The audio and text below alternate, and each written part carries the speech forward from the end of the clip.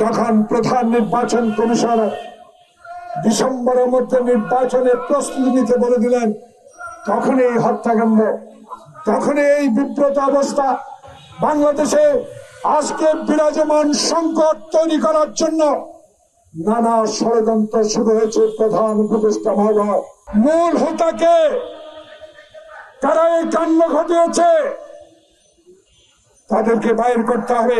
আমি কয়েকদিনের ঘটনা এখানে নাম উল্লেখ না করে বলতে চাই। অনেকে বলেছেন ধানের শীষ দরকার নেই, সাপলা যদি না হয় ধানের শীষও বাতিল করতে হবে। অনেকেই বলেছেন বাংলাদেশে ৭১-এর যুদ্ধে স্বাধীনতা সম্পূর্ণ অর্জিত হয়।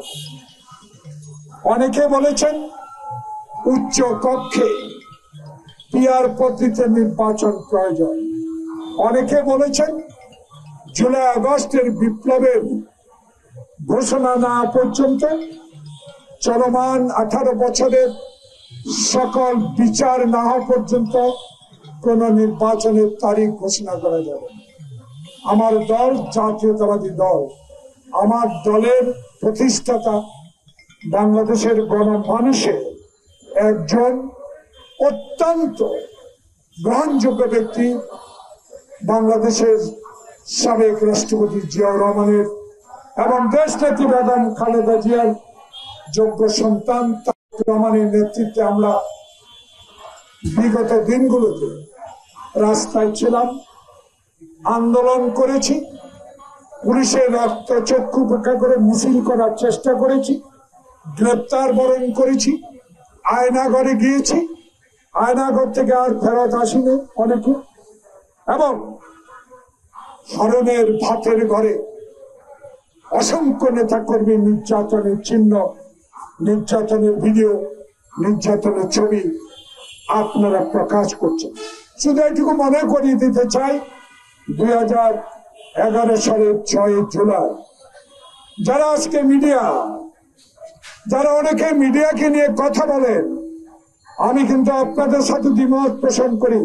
সেদিন সাহসিকতার সাথে ইলেকট্রনিক কয়েকটি মিডিয়া সে হারুনের বিপ্লবের যে নৃশংসতা প্রকাশ করেছে, প্রচার করেছে, সেই জন্য আমি তাদের কাছে কৃতজ্ঞ, ধন্যবাদ। এখন অনেকে বলেন মিডিয়া স্বাধীন নয়। আমি ব্যক্তিগতভাবে বলতে চাই, মিডিয়ার স্বাধীনতা অর্থ গণতন্ত্রকে সুসংগত করার, জবাবদিহিতা করা। সেই মিডিয়া এখন বাংলাদেশের স্বচ্ছ, স্বাধীন, কারো কথায় না, মালিকের কথায় না, নিজের কথায় না, যা সত্য তাই প্রচার করে। গতকাল যেটা দেখেছি, আমাদের দল সাহসিকতার সহিত যে কয়েকজনকে বহিষ্কার করেছে। মিডিয়ার ভাইরা, আমি একজন ক্ষুদ্র রাজনৈতিক কর্মী, বহুবার পার্লামেন্টে যাবার আমার সৌভাগ্য হয়েছে। আমার কোনো নয়, ধানের শীষ, শহীদ জিয়া, খালেদা জিয়া, তারেক রহমানের কারণে, এই দলের কারণে। কিন্তু গতকালকে পুলিশ কয়েকজনকে গ্রেপ্তার করেছেন, দল থেকে আজীবন বহিষ্কার করেছেন। ইতিমধ্যে মিডিয়া, আমাদের ছাত্র দল, যুব দল, স্বেচ্ছাসেবক দল বিএনপি কার্যালয় থেকে সংবাদ সম্মেলন করছেন, তারা নিখুঁতভাবে সবকিছু আপনাদেরকে জানাবে। আমি প্রশ্ন রাখতে চাই, হারুন বিপ্লবের বিরুদ্ধে যখন প্রথম মামলা করি, সে মামলা হাসিনা প্রত্যাহার করে নিল। জুলাই বিপ্লবের পর আমি নিজে বাদী হয়ে শেরে বাংলা নগরে মামলা করলাম। মাননীয় প্রধান উপদেষ্টা, আপনার সহকর্মী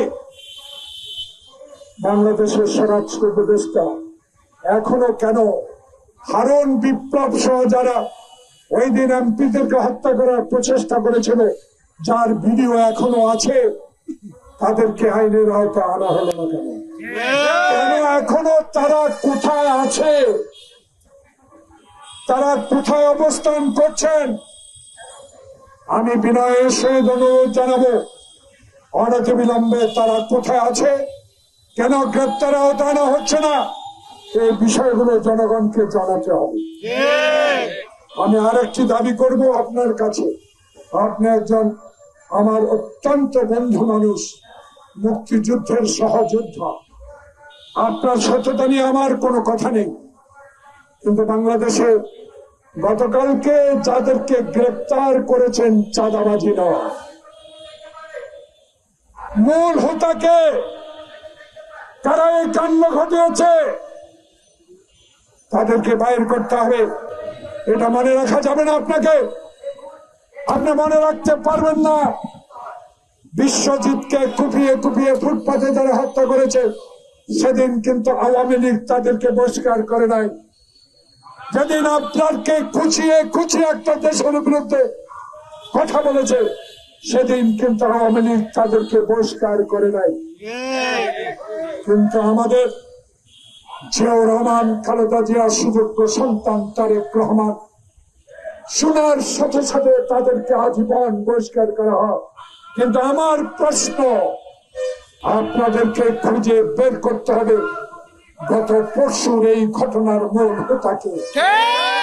বন্ধুগণ, আমি বিপ্লব হারুনের বিচার নয়, সমাজের কাছে প্রতিষ্ঠা করতে চাই বাংলাদেশে গণতন্ত্রের জন্য জুলাই বিপ্লবে অগণিত ছাত্র জনতা যেভাবে জীবন বিসর্জন দিয়েছে, আজকে 11 মাসের এই সরকার, আপনার কাছে অনুরোধ রইব এই সকল কথা বলে কিন্তু তারেক রহমান প্রধান উপদেষ্টার লন্ডনের বৈঠক এবং ফেব্রুয়ারি নির্বাচনকে ব্যাহত করার আরেকটি মূল চক্রান্ত বলে আমি মনে করি।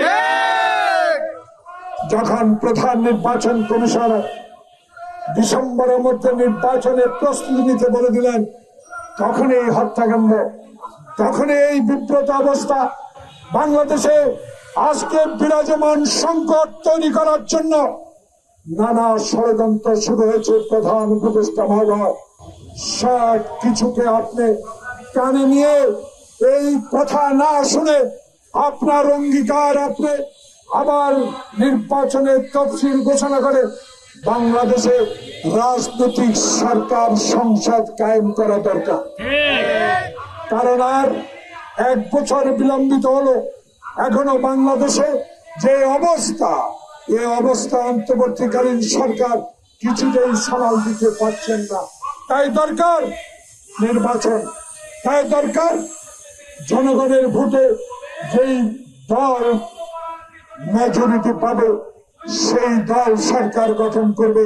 তাই আমাদের নেতা তারেক রহমান একটি কথাই বলে যাচ্ছেন, দেশে দরকার গণতন্ত্র, দেশে আর দরকার নেই হাসিনা, দেশে আর দরকার নাই হাইকোর্টে লাথি মারার লোক, দেশে আর দরকার নেই আমি বিচার মানি তালগা ছাড়া, দেশে আর আয়নাগরের দরকার নাই, দরকার গণতন্ত্র, দরকার সংবাদপত্রের স্বাধীনতা।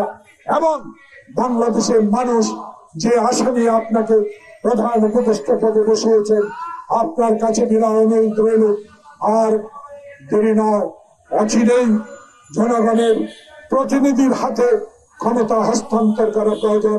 আল্লাহ হাফেজ। বাংলাদেশ জিন্দাবাদ।